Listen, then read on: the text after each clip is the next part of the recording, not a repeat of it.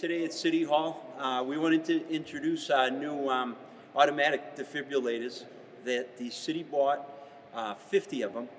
Cost $80,000. They used ARPA money. Went through the mayor's office. City council was, assisted. We'd like to introduce the devices today, and I'd like to introduce the key people behind the scenes that put this program together. When all is said and done, all the city buildings, depending on their size, will have a minimum of one.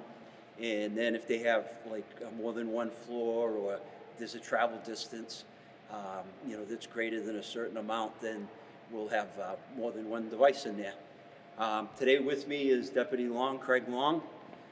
Craig Long worked with the mayor's office, Wendy, and the Mayor Mazzarella, and he's going to explain a little on the device itself and the process of obtaining them.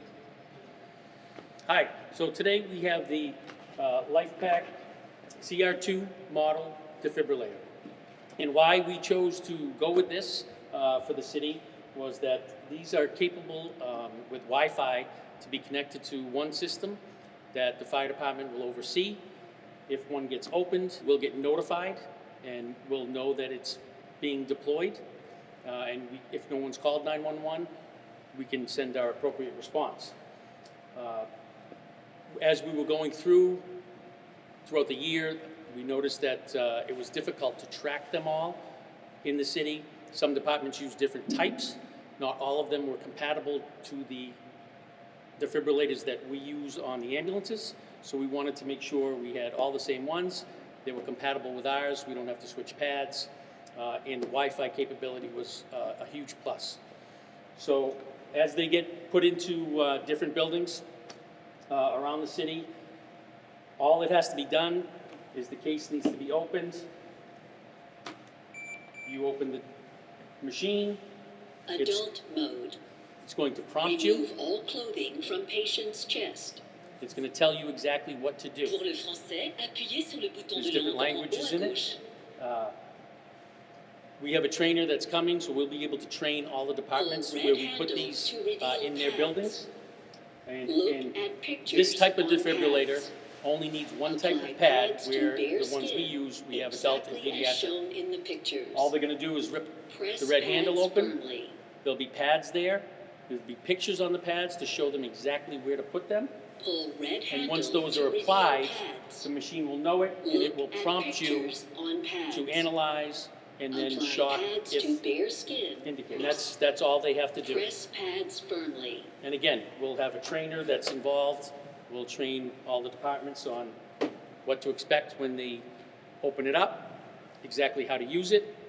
And again, with the Wi-Fi, we'll be notified when it's being opened, when it's being used.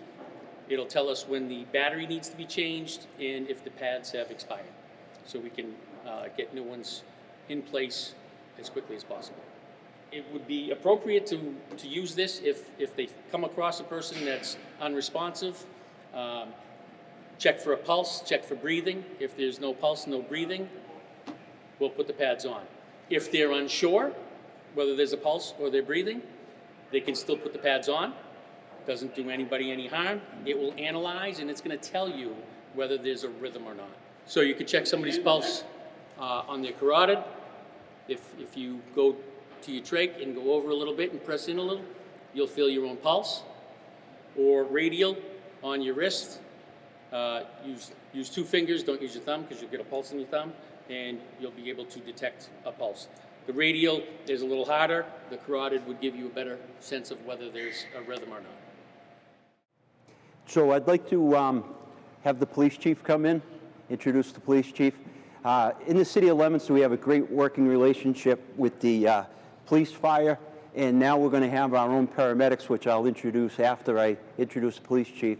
But Police Chief Aaron Kennedy, and he's going to give a little about how all his members are trained to use defibs. They carry them in the police cruisers, and their knowledge of CPR. And then also we have a new dispatch center that's going to be going online early next winter. And that's going to allow rapid communication between the police, fire, and our paramedics so that we can get to the calls quicker and make sure we're getting the right information. Chief Kennedy? Chief Aaron Kennedy, Leominster Police Department. We have partnered with the fire department to make sure we're all online together with our defibs.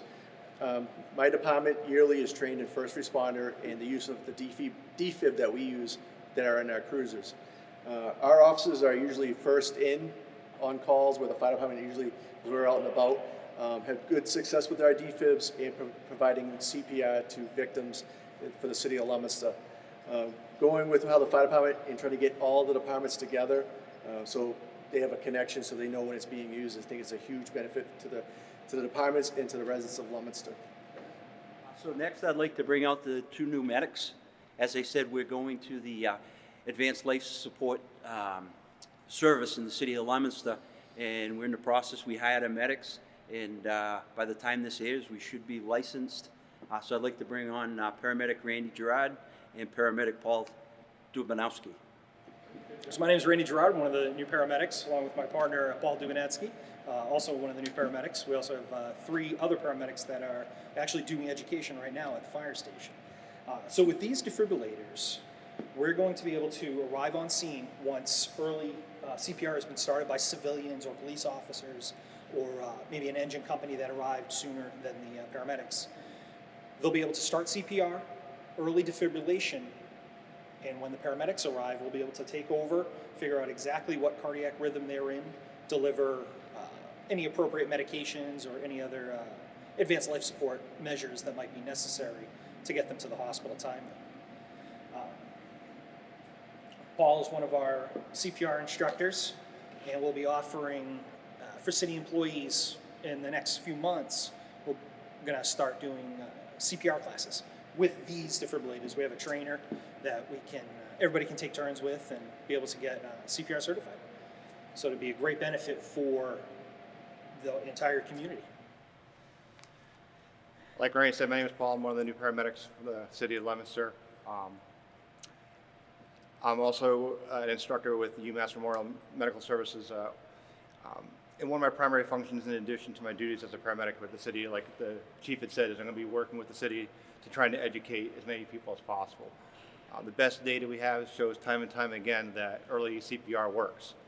We know that time and time again, the people who survive, the people who are started in the field, are started by bystanders, by everyday people. So that's why this program is a fantastic program for the citizens. So this is really going to change the services that we provide. We've always, had to rely on a private company. Sometimes people are available, others aren't. But the most important thing to remember is, if you find somebody, if you need somebody, you can start here with the defibrillator. Make sure somebody calls 911. That's the second most important thing, is that somebody calls. People get very nervous in a situation where somebody is unconscious and not responding, but the system that we have up now allows us to send, if it was a police officer that's closer than maybe an ambulance or the paramedics, then we're going to send that police officer. They start with the defibrillator and CPR if they need, whatever's necessary.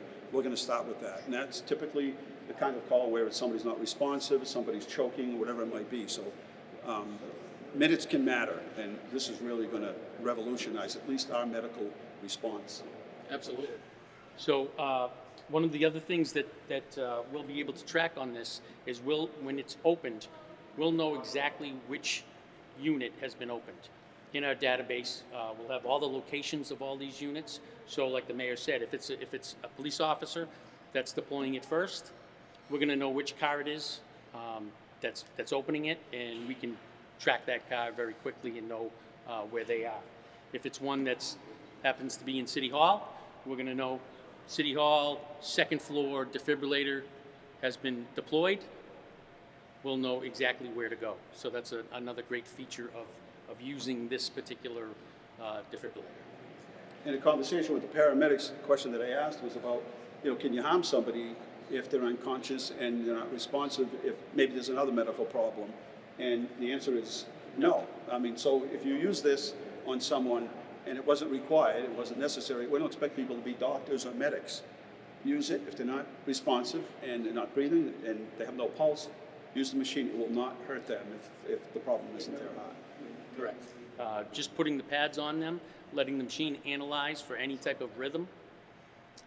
If it's not needed, it won't let you do anything else. It'll say no shock advised, and that's it. So again, not bad information for when we show up that this has already been put in place on a person. It's advised no shock. Now we can take other measures to help that person out and transport him to the hospital. We hope to be able to give CPR courses and let the public know.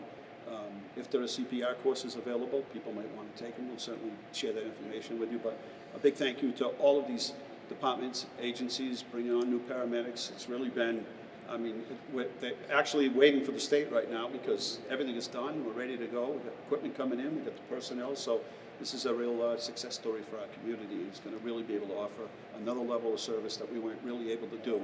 That's vertically integrated for us to get a faster and more efficient response. So this is wonderful. And we would just like to thank the mayor, Wendy in the mayor's office, the city council. This, 50 units is a large amount to deploy throughout the city, and it was quite expensive, $80,000. So we really want to thank them for helping the community. This is totally worthwhile to have them in different places and for people to be able to have access to them to help someone when the time's needed.